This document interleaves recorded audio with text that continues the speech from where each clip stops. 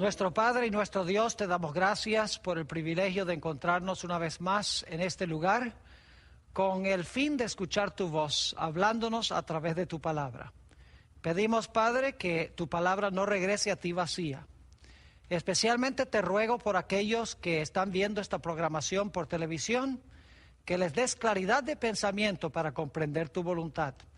Te damos gracias por escuchar nuestra oración, porque te lo pedimos en el precioso nombre de tu Hijo, Cristo Jesús.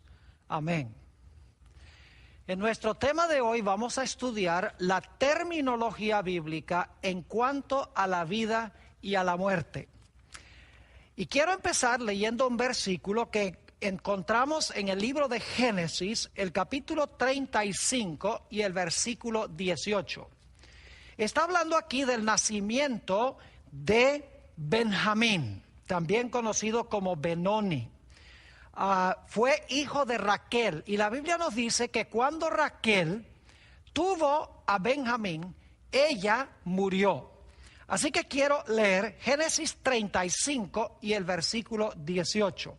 Dice así: y aconteció que al salírsele el alma, está hablando de Raquel, al salírsele el alma, pues murió, llamó su nombre Benoni, mas su padre lo llamó Benjamín. Ahora, algunas personas leen este versículo y le agregan conceptos o le agregan palabras. Por ejemplo, algunos lo leen de esta manera: y aconteció que al salírsele al cielo el alma inmortal, llamó su nombre Benoni, mas su padre lo llamó Benjamín. Ustedes notarán en este texto que no dice que el alma se fue al cielo, ni tampoco dice que el alma que salió de ella fue inmortal. Esas dos ideas de que fue al cielo y de que era inmortal son añadidas muchas veces por los lectores de la Sagrada Escritura, pero no es parte del idioma original. Ahora, antes de terminar nuestro tema de hoy, vamos a regresar a este versículo, pero lo vamos a hacer al final del tema, una vez que hemos explicado lo que significa el alma y lo que quiere decir la Biblia cuando habla de la salida del alma del cuerpo. Para entender el fenómeno de la muerte, necesitamos en primer lugar comprender la creación, necesitamos comprender el don de la vida. Y el mejor lugar para comenzar es en Génesis, el capítulo 2 y el versículo 7, a donde Dios creó a Adán. Dice allí en Génesis 2:7, entonces Jehová Dios formó al hombre del polvo de la tierra y sopló en su nariz aliento de vida, algunas versiones dicen espíritu de vida, y fue el hombre un ser viviente. Otras versiones dicen, fue el hombre un alma viviente. Ahora necesito explicarles algunas palabras que encontramos en este versículo. La palabra aliento que se usa aquí, que sopló en su nariz aliento de vida, es la palabra hebrea neshama.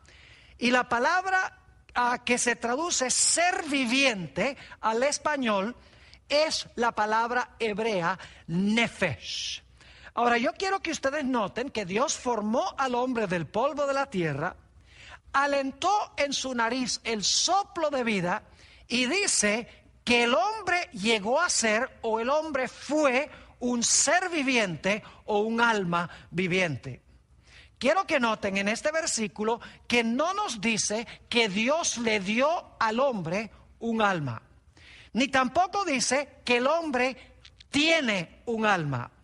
El texto nos dice que el hombre es un alma.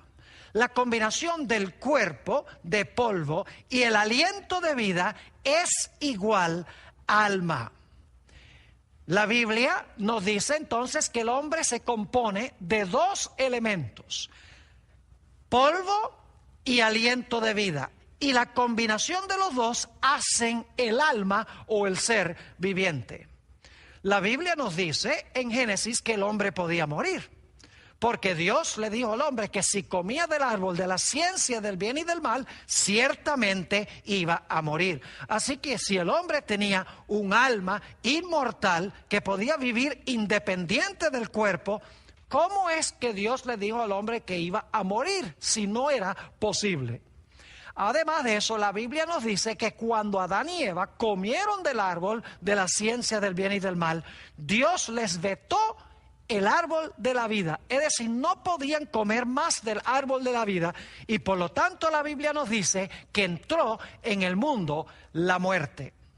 Ahora hablemos un momento del cuerpo de polvo, porque ese es el primer elemento del cual está compuesto el ser humano. En Isaías 64 y el versículo 8 encontramos que se nos explica que el hombre está compuesto de lodo o de barro, es decir, polvo, pero no polvo seco, sino polvo mojado. Dice en Isaías 64, 8, ahora pues Jehová, tú eres nuestro Padre, nosotros barro, y tú el que nos formaste, así que obra de tus manos somos todos nosotros. Es decir, el cuerpo o la facultad física del hombre se compone de polvo. Los órganos, los nervios, los músculos, la piel, todas las partes fisiológicas del hombre están compuestas de barro o de polvo.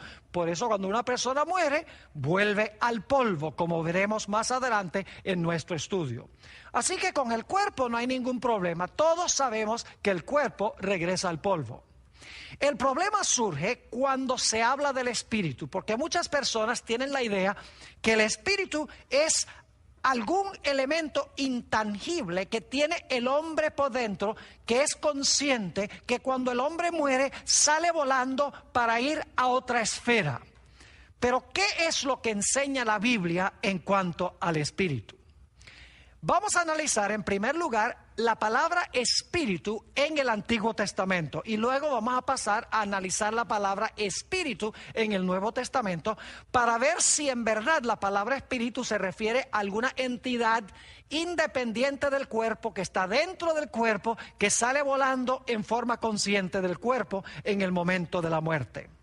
En el Antiguo Testamento hay dos palabras hebreas que se traducen aliento o respiración. La primera es la palabra ruach y la segunda palabra es la palabra neshama. Ahora debo decirles que nunca, ni una sola vez en toda la Biblia, en todo el Antiguo Testamento, se conectan estas palabras con la palabra inmortal, ni tampoco se da ninguna insinuación de que el espíritu, de que el ruach o el neshama pueda vivir independientemente del cuerpo como otra entidad fuera del cuerpo humano. Ahora, es importante recordar que el lenguaje poético de los hebreos se basaba en el principio del paralelismo, y había tres clases de paralelismo. El paralelismo sinónimo, donde lo que se dice en la primera línea se repite en la segunda línea en diferentes palabras, pero el mismo pensamiento. Luego está el paralelismo antitético, donde lo que se dice en la primera línea, lo opuesto se dice en la segunda línea.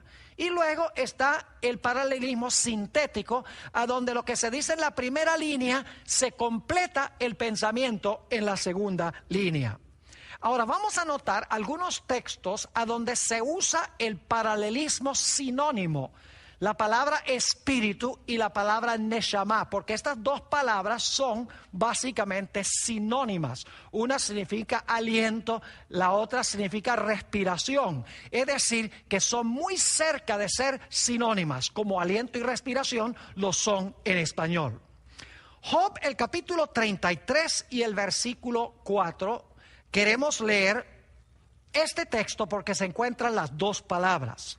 Está hablando de la creación y dice lo siguiente: el espíritu de Dios me hizo.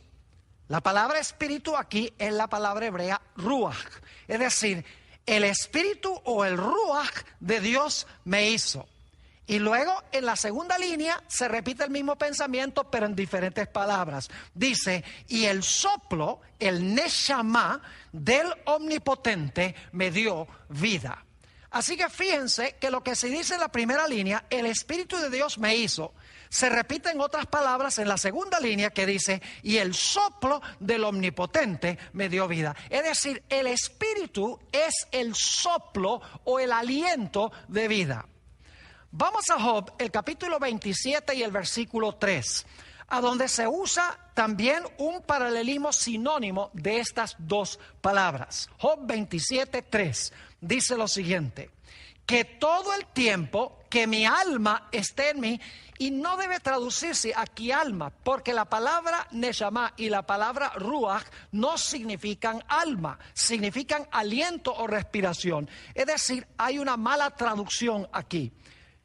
Dice que todo el tiempo que mi alma, que mi neshama esté en mí, y luego repite el mismo pensamiento en la segunda línea, y haya hálito, ruach de Dios en mis narices. Noten entonces que el hálito de Dios, el neshama, la respiración se encuentra en las narices y usamos la nariz precisamente para respirar. En Isaías 42 y el versículo 5 encontramos otra vez un paralelismo sinónimo. Dice lo siguiente, así dice Jehová Dios, creador de los cielos y el que los despliega, el que extiende la tierra y sus productos. Y ahora escuchen, el que da aliento, esa es la palabra neshama, el que da aliento al pueblo que mora sobre ella. Y ahora viene la segunda línea que repite el mismo pensamiento en diferentes palabras. Y espíritu, aquí la palabra es ruach, y espíritu a los que por ella andan. Es decir el que da aliento, neshama al pueblo que mora sobre ella, sobre la tierra, es lo mismo que decir que Dios da espíritu o ruach a los que andan en ella, es decir, en la tierra. Nuevamente, estas dos palabras sencillamente significan respiración o significan aliento, la fuerza vital, el hálito. Dicho sea de paso, la Biblia también nos dice en el Antiguo Testamento que los animales tienen ruach y los animales tienen también neshama. Es decir, que ellos también tienen aliento, los animales también respiran. En este sentido, los hombres y los animales no son distintos. Hablando del diluvio, nos dice lo siguiente en cuanto a los animales y los seres humanos que murieron en esa ocasión. Génesis 7 y el versículo 22. Todo lo que tenía aliento, en la palabra neshama, todo lo que tenía aliento de espíritu de vida en sus narices, todo lo que había en la tierra murió. Hombres, animales, es decir, todos los que tenían aliento o respiración perecieron en el diluvio. Es más, en Eclesiastés 3, 19 al 21, el sabio Salomón nos dice que el fenómeno de la muerte es igual en los seres humanos que en los animales, en lo que respecta a el aliento de vida y también el cuerpo. Dice en Eclesiastés 3 y el versículo 19, porque lo que sucede a los hijos de los hombres y lo que sucede a las bestias, un mismo suceso es. Como mueren los unos, así mueren los otros. Y una misma respiración tienen todos. Fíjense, los hombres y los animales tienen una misma respiración. Ahora, no se me pongan nerviosos. El hombre no es lo mismo que un animal. En unos momentos vamos a hablar de eso. Pero en términos del aliento, la respiración son iguales. Sigue diciendo, ni más tiene el hombre que la bestia, porque todo es vanidad. Todo va a un mismo lugar. Todo es hecho del polvo, fíjense, hombres y animales, y todo volverá al mismo polvo. Y luego pregunta el sabio Salomón, ¿quién sabe que el espíritu, el ruach, de los hijos de los hombres sube arriba? Es decir, ¿quién se atreve a decir que el espíritu del hombre sube arriba y que el espíritu o el ruach del animal desciende abajo a la tierra? Ahora, tal vez algunos se hayan puesto nerviosos cuando yo mencioné que el fenómeno de la muerte es lo mismo en el animal que en el ser humano. quiero decirles que en realidad la respiración que tienen los hombres y que tienen los animales es la misma respiración, es la misma fuerza vital. Pero los hombres y los animales fueron creados con diferente función. Permítame ilustrar lo que quiero decir. Imagínense una nevera, o algunos le dicen una heladera. Esa heladera, para que pueda funcionar, hay que enchufarla en la pared para que tenga corriente eléctrica y pueda funcionar. Ahora, pensemos también de una computadora. Una computadora, para que funcione, también hay que enchufarla en la pared. Ahora yo pregunto, para que funcione la nevera y para que funcione la computadora, ¿se usa la misma fuente de energía? ¿Se enchufa en la pared? Claro que sí. En términos de la energía que necesita la nevera y la energía que necesita la computadora, la fuente de energía es la misma. Pero la computadora es un instrumento mucho más complicado porque fue creado con un propósito distinto, mientras que la nevera tiene una operación mucho más sencilla y fue hecha con otro propósito. Es decir, que en términos de su fuente eléctrica para funcionar son iguales, pero la función para la cual fueron creados es distinta o diferente. Ahora tomemos unos textos en el Nuevo Testamento que hablan del Espíritu, sobre lo que es el Espíritu. Ya hemos visto que en el Antiguo Testamento el Espíritu no es alguna entidad invisible, etérea, que vive dentro del ser humano, que sale del cuerpo humano en el momento de la muerte para seguir viviendo en forma consciente en el cielo o en cualquier otra parte. Hemos visto que la palabra ruach y la palabra neshama sencillamente significan el aliento de vida, el espíritu de respiración que permite que el cuerpo humano cumpla la función para la cual Dios creó ese cuerpo. Ahora vamos a ver si el Nuevo Testamento tiene la misma idea. Vamos a leer varios textos y dicho sea de paso, la palabra espíritu en el Nuevo Testamento es la palabra neuma. Santiago el capítulo 2 y el versículo 26 será el texto con el cual comenzaremos en el Nuevo Testamento. Dice, porque como el cuerpo sin el espíritu está muerto, así también la fe sin obras es muerta. Fíjense que el cuerpo sin el espíritu está muerto. Es decir, el cuerpo sin tener la capacidad de respirar está muerto.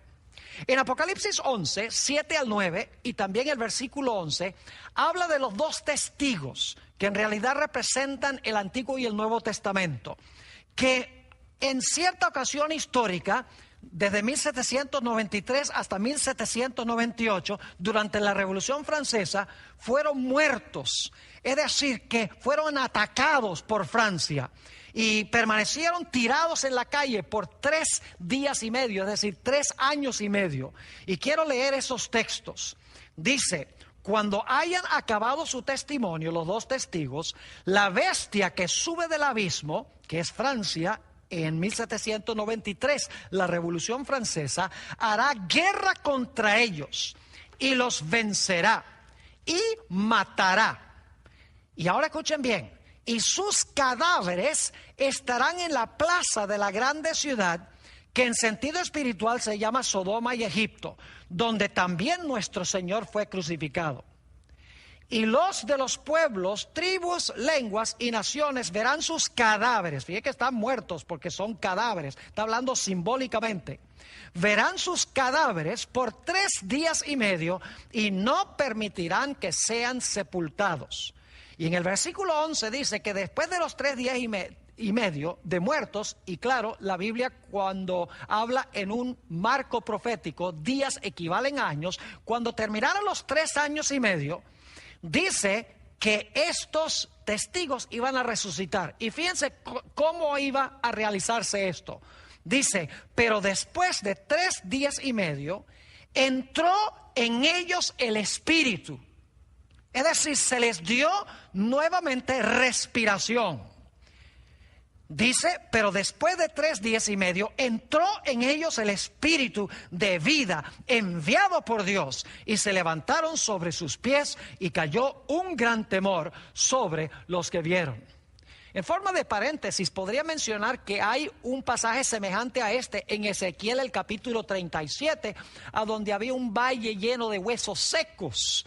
Y Dios mandó a Ezequiel a que llamara al espíritu de los 4 vientos para entrar en esos cuerpos que se habían juntado y se habían formado. Y dice que el espíritu entró en los cuerpos y los cuerpos separaron un gran ejército porque habían recibido el aliento de vida.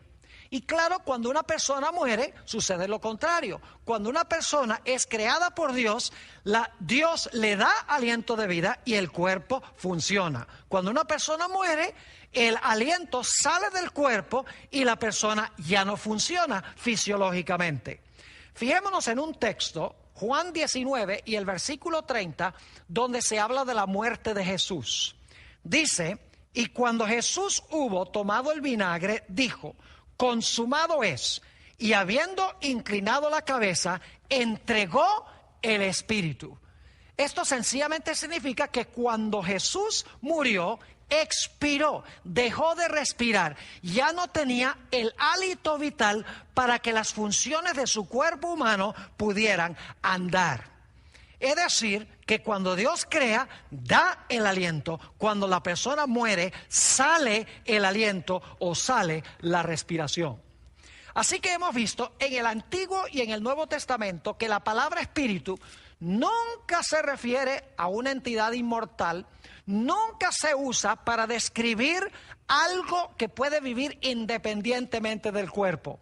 En la Biblia, Antiguo y Nuevo Testamento, el espíritu es la fuerza vital que Dios le da al cuerpo de polvo para que el cuerpo pueda funcionar.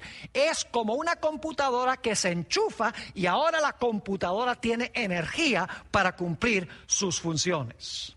Pero alguno dirá, Pastor Bor, ¿qué podría usted decir del alma? Ciertamente el alma sí es una entidad inmortal que el hombre tiene por dentro. ¿No será así? El problema es que mucha gente cuando habla del alma está pensando en términos de la filosofía griega en vez de pensar en términos bíblicos. No nos interesa lo que dijo Platón y lo que dijo Sócrates, nos interesa lo que dice la Sagrada Escritura. Así que vamos a ver ¿qué dice la Biblia en cuanto al alma? En realidad, la palabra alma en el Antiguo Testamento, a donde vamos a ir primero, se traduce de diferentes formas al español.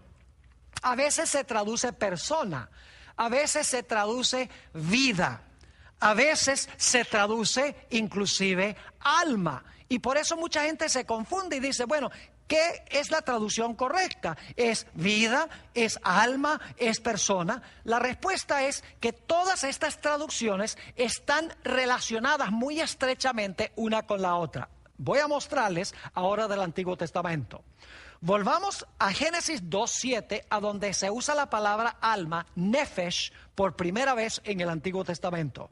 Dice, entonces Jehová Dios formó al hombre del polvo de la tierra y sopló en su nariz aliento de vida, el neshama, y fue el hombre un nefesh. Es decir, fue el hombre un alma viviente o un ser viviente. Es decir, la palabra nefesh aquí significa un ser vivo, una persona que funciona, porque el cuerpo de polvo y el aliento de vida están juntos, y por lo tanto el hombre que tiene el polvo y el aliento juntos es un nefesh. Es decir, el alma no es parte del hombre, el alma es el hombre en su totalidad.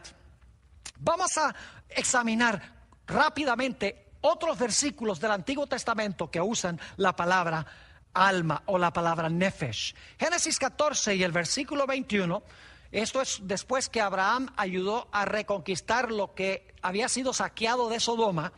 Dice, entonces el rey de Sodoma dijo a Abraham, dame las personas y toma para ti los bienes. Fíjense qué interesante, toma para ti las personas. ¿Saben que esa palabra, personas, allí es la palabra nefesh? Y algunas versiones dice, toma tú las almas. Y entonces, cuando examinamos el texto, nos damos cuenta que la palabra nefesh significa personas también. Entonces el rey de Sodoma dijo a Abraham, dame las personas y toma para ti los bienes. Es decir, devuélveme las personas y entonces tú te puedes quedar con los bienes.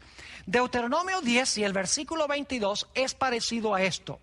Dice allí en Deuteronomio 10, 22, con 70 personas, otra vez nefesh, con 70 personas descendieron tus padres a Egipto. Está hablando de Jacob, quien descendió con 70 personas. Y ahora Jehová te ha hecho como las estrellas del cielo en multitud. Fíjense nuevamente, la palabra nefesh se traduce personas, 70 personas, porque el nefesh es la persona en su totalidad. Génesis 12 y el versículo 5 habla de los movimientos de Abraham. Dice, tomó pues Abraham a Sarai su mujer y a Lot hijo de su hermano y todos sus bienes que habían ganado y las personas, otra vez la palabra nefesh, las personas que habían adquirido en Harán. Y salieron para ir a tierra de Canaán y a tierra de Canaán llegaron. Nuevamente la palabra nefesh se traduce personas, seres vivientes en otras palabras. ¿Saben que la palabra nefesh también se traduce vida? Levítico 17 y el versículo 11 usa la palabra nefesh varias veces y les voy a explicar a dónde se usa.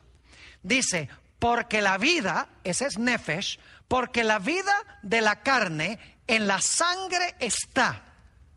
Y yo os la he dado para hacer expiación sobre el altar por vuestras almas. Es la misma palabra que se tradujo vida al principio del versículo.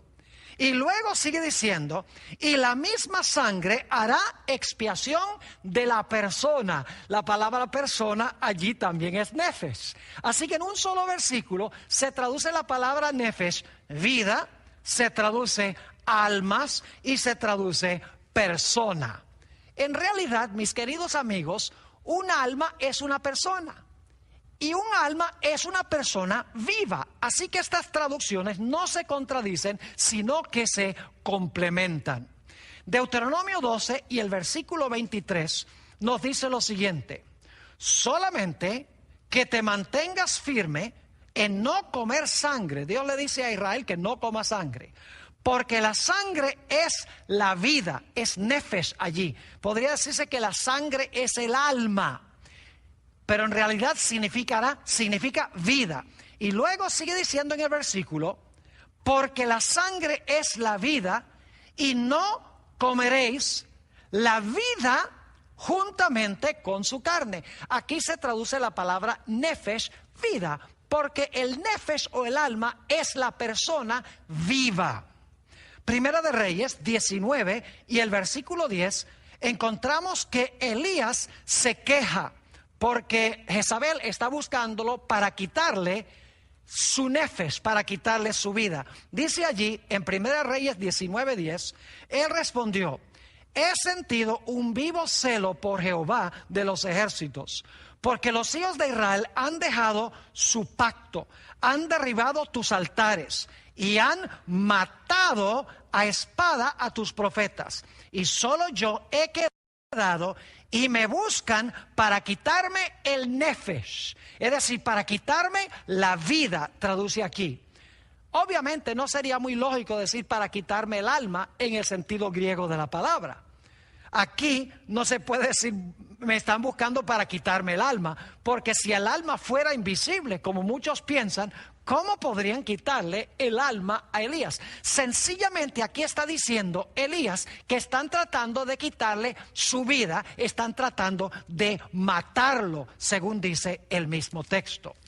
Levítico 7 y el versículo 20 nos dice, pero la persona, ahí está nefesh, pero la persona que comiere la carne del sacrificio de paz, el cual es de Jehová, estando inmunda, aquella persona, otra vez la palabra nefesh, aquella persona será cortada de entre su pueblo. En el Salmo 22 y el versículo 20, David está clamando a Dios de que le salve su alma. Note lo que dice: libra de la espada mi alma. Y aquí se traduce en la versión del 60 alma. En realidad se podría traducir: libra de la espada mi vida. Es decir, si esto fuera un alma intangible, invisible, fantasmal, ¿cómo podría ser muerta por la espada? Es obvio que aquí una mejor traducción sería: vida. Libra de la espada mi vida, del poder del perro mi vida. Y es interesante que la versión del 60, la segunda vez que se usa nefesh, vida, al final del versículo se traduce vida, no alma. Es decir, hay inconsistencia en la forma de traducir estas palabras. En Ezequiel 18 y el versículo 4 dice: he aquí que todas las almas... La palabra nefesh se podría traducir todas las personas, todos los seres vivientes son mías, dice Dios. Como el alma o como la vida del Padre, así el alma, otra vez nefesh, o la vida del Hijo es mía. El alma que pecare, esa morirá. Es decir, el ser vivo o la persona que pecare, esa morirá. Salmo 30 y el versículo 3 dice: oh Jehová, hiciste subir mi alma. Una mejor traducción sería mi vida. Fíjense, hiciste subir mi alma del Seol. El Seol es el sepulcro. Y luego dice: me diste vida para que no descendiese a la sepultura. Es decir, hacer subir el alma del salmista es lo mismo que darle vida y no permitir que descendiese a la sepultura. Nuevamente, la palabra nefesh significa ser viviente, significa vida o significa persona. Salmo 49 y el versículo 15 dice: pero Dios redimirá mi vida, y aquí se traduce vida en la versión del 60 correctamente. Pero Dios redimirá mi vida del poder del Seol, es decir, del poder del sepulcro, porque Él me tomará consigo. ¿Saben que los animales también son almas según la Sagrada Escritura? Porque son seres vivientes. Dice en Génesis 1 y el versículo 21: y creó Dios los grandes monstruos marinos y todo ser viviente. Esa es la palabra nefesh. Todo ser viviente que se mueve, que las aguas produjeron según su género, y toda ave alada según su especie, y vio Dios que era bueno. Es decir, que en el Antiguo Testamento la palabra nefesh, que se usa centenares de veces, sencillamente significa ser viviente, vida o persona. Ahora, ¿qué diríamos del Nuevo Testamento? Obviamente la palabra en el Nuevo Testamento ya no es nefesh. La palabra griega es psuché, de donde viene la palabra psicología. Analicemos algunos textos del Nuevo Testamento que usan la palabra alma para ver si concuerda con la idea del Antiguo Testamento. Primera de Corintios, el capítulo 15 y el versículo 45, está hablando de la creación de Adán y cómo se compara Cristo con él. Dice: así también está escrito: fue hecho el primer Adán alma viviente. Esa es la palabra psuché. Es la misma expresión que se usa en Génesis 2:7. Dice: fue hecho el primer Adán alma viviente. Es decir, una persona, un ser viviente. El postrer Adán, espíritu vivificante, porque el segundo Adán da vida. Noten Hechos 2 y el versículo 25 al 27, que está citando el Salmo 16 y el versículo 10. Dice en Hechos 2, 25 al 27, porque David dice de él, es decir, de Jesús: veía al Señor siempre delante de mí. Porque está a mi diestra, no seré conmovido. Por lo cual mi corazón se alegró y se gozó mi lengua. Y aún mi carne descansará en esperanza.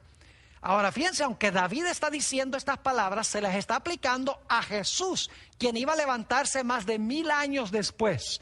Jesús es el que está diciendo: aún mi carne descansará en esperanza. Y luego dice: porque no dejarás mi alma en el Hades. Hades es lo mismo que Seol, significa sepulcro.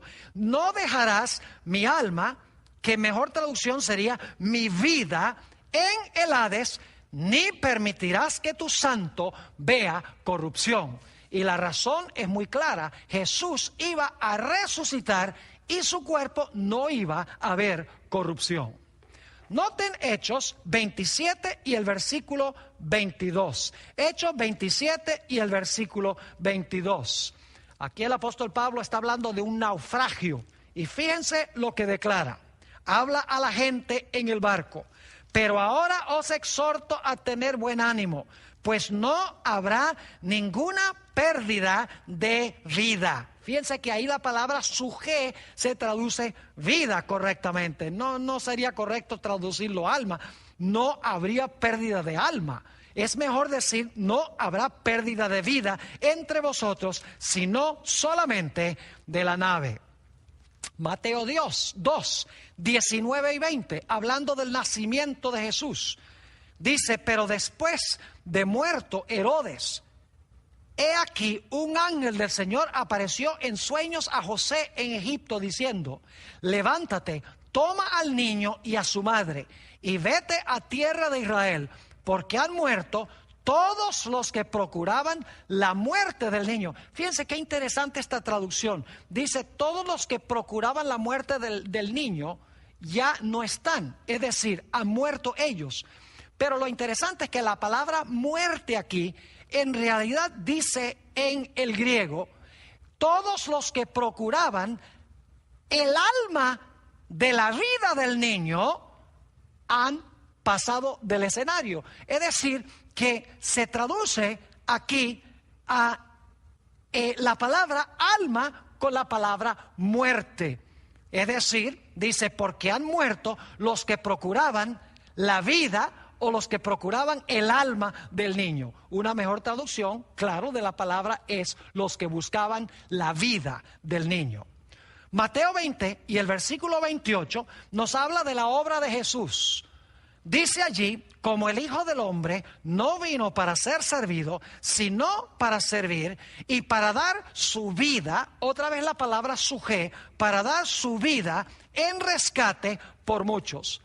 No tendría mucho sentido decir que Jesús vino a dar su alma. Una mejor traducción es como la que se da en la Reina Valera del 60, donde dice para dar su vida en rescate por muchos. Es decir, la palabra alma, la palabra suje en el Nuevo Testamento significa vida o significa persona, significa ser viviente, igual que en el Antiguo Testamento. Noten Juan 10 y el versículo 11, donde está hablando de Jesús, el buen pastor.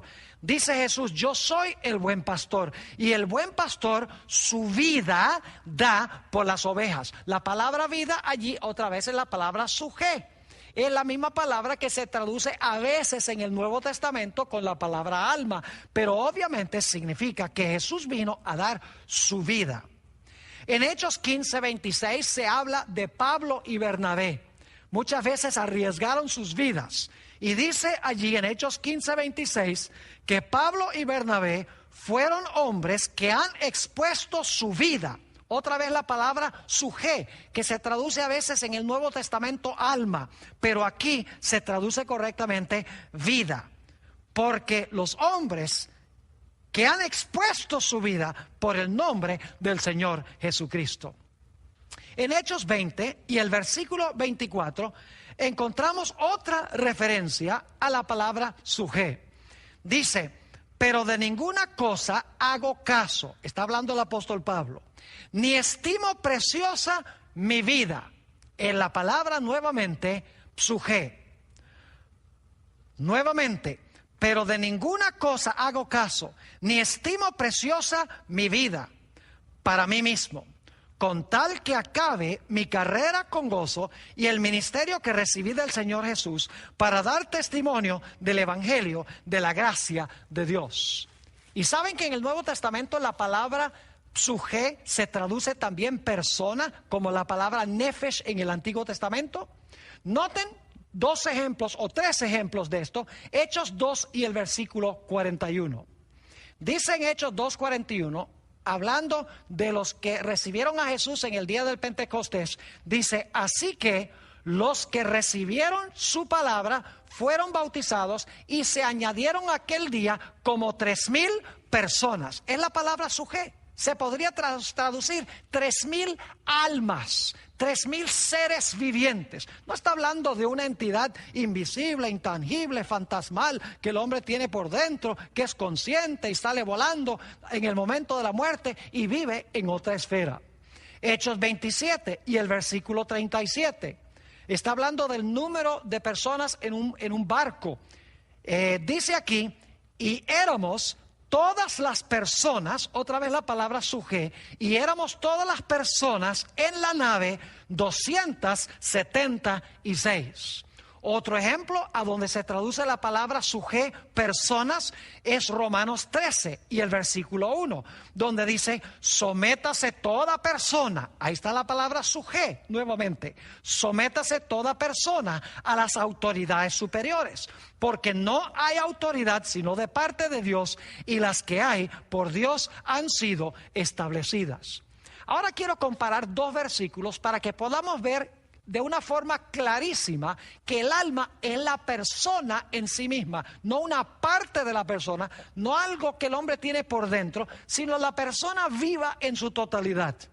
Mateo 16 y el versículo 26, y vamos a compararlo con Lucas 9:25, y voy a leer esta idéntica enseñanza de Jesús como se presenta en dos diferentes evangelios, con diferente terminología, pero es la misma enseñanza. Mateo 16:26 dice, y está hablando Jesús: porque ¿qué aprovechará el hombre si ganare todo el mundo y perdiere su alma? ¿O qué recompensa dará el hombre por su alma? ¿Saben ustedes que podría traducirse muy fácilmente esto aquí? Porque ¿qué aprovecha el hombre si ganare todo el mundo y perdiere su vida? ¿O qué recompensa dará el hombre por su vida? Pero la versión del 60 traduce alma aquí. ¿Y qué es el alma en este versículo? Vamos al versículo que les mencioné que íbamos a comparar con este. Lucas 9 y el versículo 25. La misma enseñanza de Jesús, pero en otras palabras. Dice: pues ¿qué aprovecha el hombre si gana todo el mundo y se destruye o se pierde a sí mismo? Fíjense que Mateo dice perdiere su alma, en Lucas dice se pierde a sí mismo. Es decir, que el alma soy yo mismo, el ser viviente o la persona. Es interesante notar la muerte de Herodes el Grande, que la Biblia dice que fue comido por gusanos. Quiero leer del libro de Hechos de los Apóstoles, capítulo 12 y el versículo 23, a donde se describe la muerte de Herodes y qué fue lo que sucedió en el momento de la muerte. Dice allí: al momento un ángel del Señor le hirió, por cuanto no dio gloria a Dios, y expiró comido de gusanos. Esa palabra expiró es la palabra griega expsugen. Psugé es la palabra básica, pero ex significa que se salió algo. Es decir, se le salió, algunos dicen su vida o su alma, pero en realidad el texto quiere decir que se le salió en el momento de la muerte su vida. Es decir, entregó su vida. Hechos 5 y el versículo 5 y el versículo 10 habla de la muerte de Ananías y Zafira. Y fíjense lo que dice allí en Hechos 5 y el versículo 5 y el versículo 10. Al oír Ananías estas palabras, cuando Pedro le dijo: has mentido no contra el hombre sino contra el Espíritu Santo, cayó y expiró. Otra vez la palabra expsugen. Quiere decir que se le salió la vida, en otras palabras. Dice: cayó y expiró. Y vino un gran temor sobre todos los que lo oyeron. Al instante, versículo 10, ella cayó a los pies de él y expiró. Ahí está la misma palabra, es decir, se le salió la vida. No quiere decir que se le salió el alma inmortal, intangible, a vivir por allá en otra parte. sencillamente significa que se le salió la vida. Y dice, expiró, y cuando entraron los jóvenes, la hallaron muerta, y la sacaron y la sepultaron junto a su marido. Ahora es interesante notar que muchas veces la Nueva Versión Internacional, que es muy usada entre los hispanos hoy en día, la Nueva Versión Internacional muchas veces traduce la palabra alma sencillamente con un pronombre personal. Ahora, no voy a tomar el tiempo para leer todos los versículos a donde la palabra suje se traduce sencillamente con el pronombre personal. Es decir, el alma soy yo, el alma eres tú. Y vez tras vez, la Nueva Versión Internacional usa el pronombre cuando se usa la palabra alma. Es decir, el alma es la persona, soy yo, eres tú y es él. Ahora quiero que notemos Lucas 12 y el versículo 19 y 20. Lucas 12, 19 y 20. Esto está hablando del hombre que cada vez construía establos más grandes para guardar sus bienes. Fíjense lo que dijo este hombre, Lucas 12, 19 y 20. Esta es de la versión Reina Valera del 60. Dice este hombre, y diré a mi alma. En realidad significa diré a mí mismo. Alma, muchos bienes tienes guardados para muchos años. Repósate, come, bebe, regocíjate. Pero Dios le dijo, necio, esta noche vienen a pedirte tu alma, y lo que has provisto, ¿de quién será? Ahora fíjense que aquí dice que este hombre va a decir algo a su alma. Va a decir, alma, acumulaste muchos bienes. Y luego entonces Dios le dice, esta misma noche será exigida de tu parte tu alma. ¿Qué es lo que quiere decir esto? La Nueva Versión Internacional lo presenta o lo traduce de una forma distinta y más clara. Dice, y diré. En la versión nueva Internacional en inglés dice, me diré a mí mismo. Alma mía, ya tienes bastantes cosas buenas guardadas para muchos años. Descansa, come, bebe y goza de la vida. Pero Dios le dijo, necio, esta misma noche te van a reclamar la vida. Fíjense que la palabra suje se traduce en la Nueva Versión Internacional con vida en vez de alma. ¿Y quién se quedará con lo que has acumulado? Mis queridos amigos, la palabra alma se usa en sentido figurativo aún hoy en día, en el sentido en que lo usa la Biblia. Por ejemplo, decimos, si nadie vino a la reunión esta noche, decimos, no se apareció ni un alma. ¿Qué queremos decir con eso? Que no se apareció una entidad intangible, inmaterial, invisible, que nadie podía ver. Claro que no. Significa, no se apareció ni una sola persona. Hablamos de que bautizamos 300 almas en la campaña evangelística. ¿Qué quiere decir? ¿Que bautizamos a 300 fantasmas? Claro que no. Significa que bautizamos a 300 seres vivientes. Bautizamos a 300 personas. A veces decimos, ay, tengo tanta lástima por esa pobre alma. No quiere decir que tenemos lástima por una entidad intangible, inmaterial. Significa que tenemos lástima para con una persona. Analicemos unos pocos textos más que usan la palabra alma y luego regresamos al texto con el cual comenzamos nuestro estudio de hoy. Note lo que dice en Santiago 5 y el versículo 20. Está hablando de una persona que da testimonio de salvación a otra.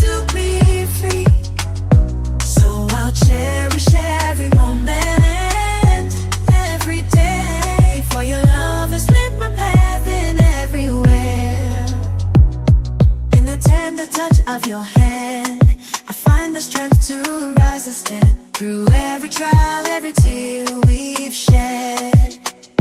Your love's been the shelter where I find my bed. For your love's been my anchor in life's stormy seas, a beacon of hope guiding me to be free. So I'll cherish every moment.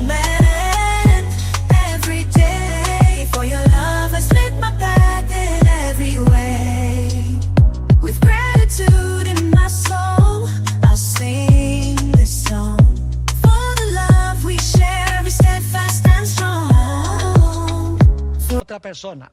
Dice, sepa que el que haga volver al pecador del error de su camino, salvará de muerte un alma y cubrirá multitud de pecados. ¿Qué quiere decir eso? Que salvará de la muerte a un alma. Quiere decir, dicho sea de paso, que el alma puede morir, porque si se puede salvar al alma de la muerte, quiere decir que el alma puede morir.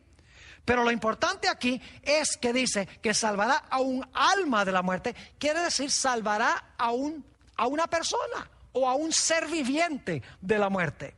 Apocalipsis 16:3 inclusive dice que los animales son almas. Dice, el segundo ángel derramó su copa sobre el mar y este se convirtió en sangre como de muerto y murió todo ser vivo que había en el mar. La expresión ser vivo es la palabra sujé. Es decir, sujé se aplica también a los animales. Un último texto. Este texto está hablando del niño que se cayó de la ventana cuando el apóstol San Pablo estaba predicando el evangelio, y la Biblia dice que se murió. Su nombre era Eutico. La Biblia nos dice también que el apóstol Pablo llegó y lo resucitó. Quiero leer Hechos 20:10, donde describe lo que hizo el apóstol San Pablo.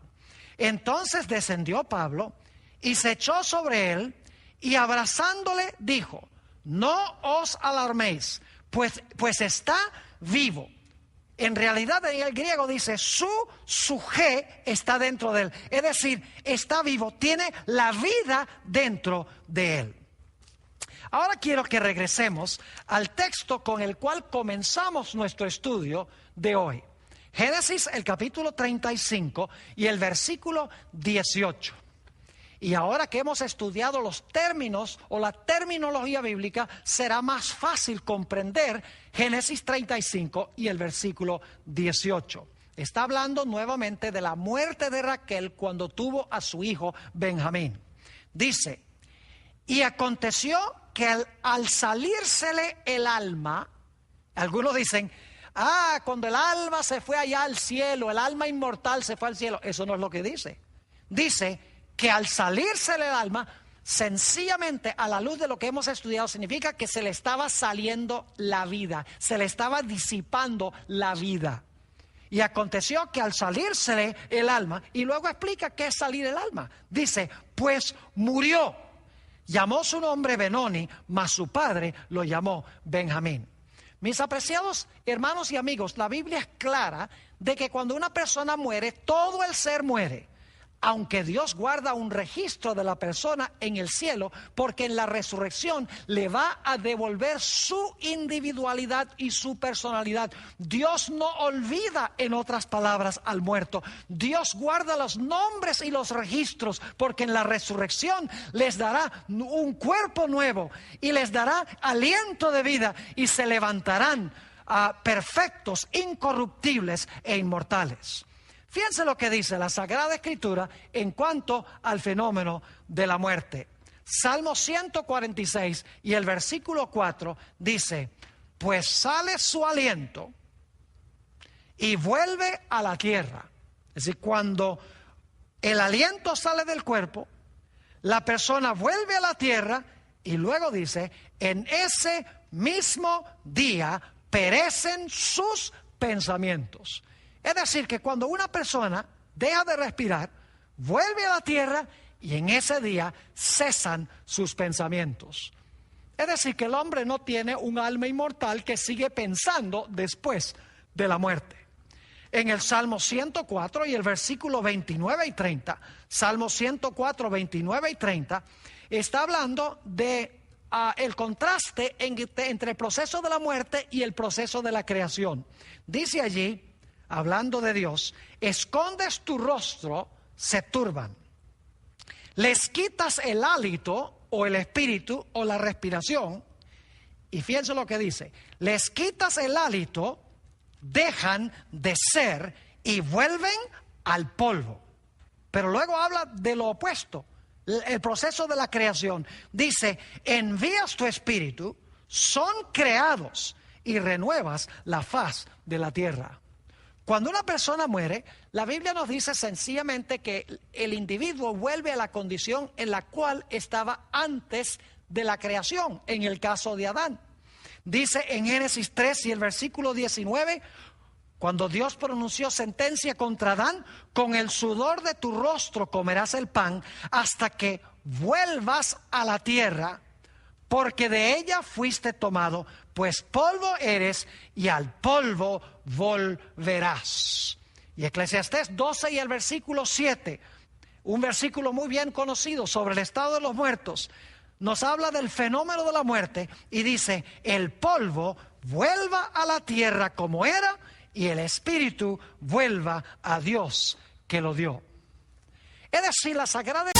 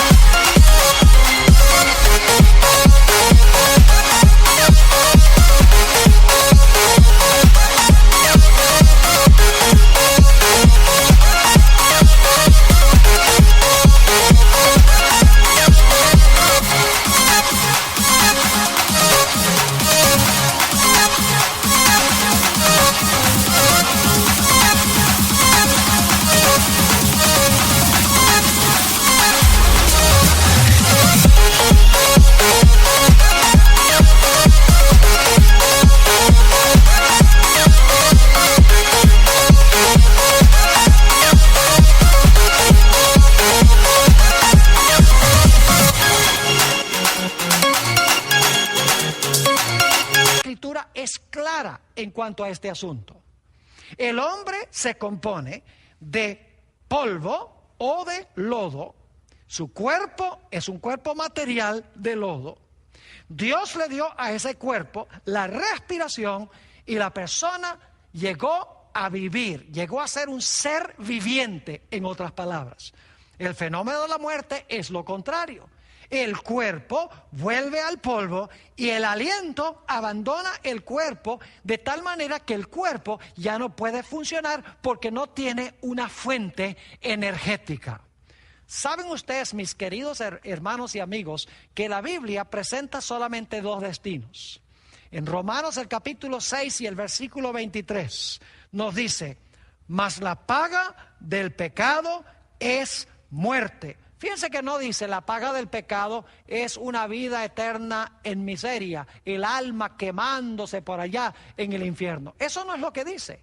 Dice, porque la paga del pecado es muerte. Y según Eclesiastés el capítulo 9 dice, los vivos saben que han de morir, mas los muertos nada saben. Y luego está el otro lado de la fórmula. Romanos 6 y el versículo 23, la última parte dice, porque la paga del pecado es muerte, mas la dádiva de Dios, es decir, el regalo o el don de Dios, es vida eterna en Cristo Jesús, Señor nuestro. Es decir, que la muerte y la vida son polos opuestos. La vida es un don de Dios, nos da un cuerpo material, nos da la capacidad de respirar y vivimos. Durante nuestra vida escogemos si vamos a querer vivir para siempre o si la muerte será el fin. Es decir, que la decisión está en nuestras manos, recibir o rechazar a nuestro Señor Jesucristo como nuestro Salvador personal. Porque la paga del pecado es muerte, mas el don o el regalo de Dios es vida eterna en Cristo Jesús, Señor nuestro.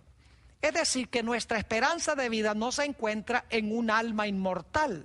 Nuestra esperanza de vida se encuentra en Cristo Jesús, quien vendrá del cielo con poder y gloria, levantará a los muertos en Cristo del polvo, les dará un cuerpo nuevo y luego les dará la respiración para que puedan vivir con Él para siempre.